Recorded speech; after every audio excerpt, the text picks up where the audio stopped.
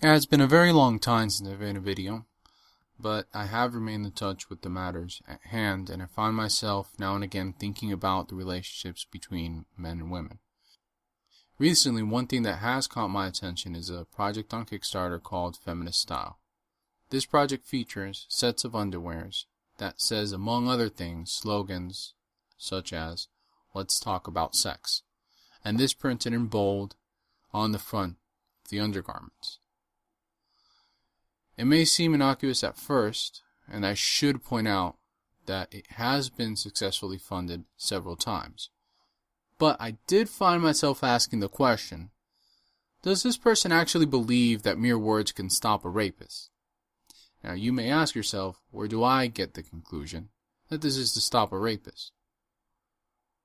Well, what would you call a person who does not take into account the consent of their partner, needing then to be reminded that such consent is necessary?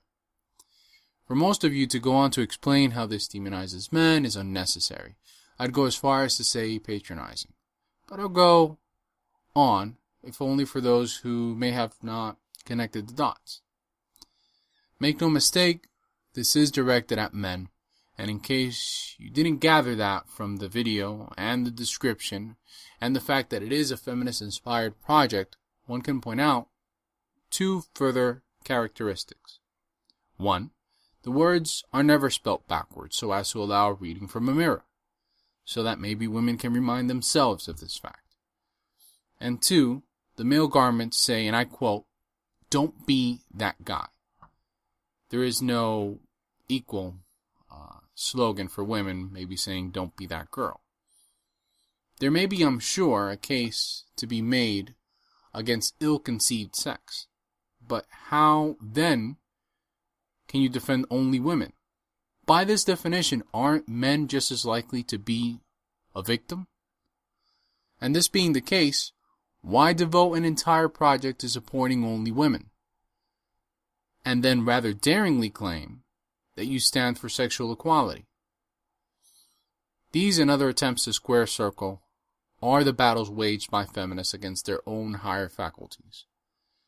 Now, some of you may still be thinking, well, what if a woman buys this to send the message to a specific guy that she may be sleeping with, or thinking about sleeping?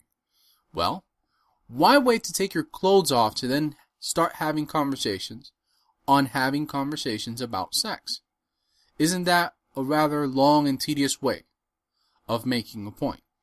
Wouldn't you be suspicious of the mental capacity of someone who, after inviting you to their bedroom and undressing, informs you that this is her way of starting a conversation? I'm perfectly fine with talking about sex, but then why not do that instead of the other? Or are you implying that women simply sit there until the unpleasant act is done, like a live mannequin thinking about talking yet finding herself unable to do so? Well, I don't know about you, but if I were confronted with this situation, my reaction would be to slowly walk backwards towards the door, always maintaining eye contact and never coming back again. Now, for those of you who actually take the even more laughable position, and this really exemplifies how unserious feminists can be about these matters, that this will in fact prevent instances of non-consensual sex, please, this is to truly ridicule the matter. This is to say that this can be addressed in the same way that we do etiquette, that one just needs to keep telling the child not to pick his nose, reminding men that rape is not a good thing. It also implies that the difference between a rapist and everyone else is that he simply hasn't been told enough times, or recently reminded. As if there's a rapist anywhere who, when asked their motivation for their crimes, would answer by saying, "I'm sorry, I just forgot." This brings us to the following question. What does this imply about men, saying that they need to be reminded that rape is not a good thing? I, for one, don't need to be reminded of that, any more than I need the 10 Commandments to tell me that perjury and murder are not suitable behaviors. I don't have a need to fight against urges of psychopathic nature, not because I don't care about women, but because I don't have those urges to begin with. And to imply that men do to such an extent that they need to be reminded in new and innovative ways shows your disconnect with reality. And it has the added side effect of degrading the view of men among Kickstarters, and further dehumanizing my gender.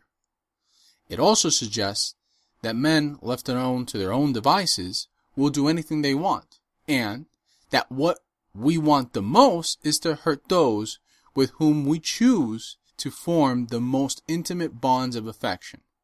This is plainly untrue, and the evidence of this lies all around us.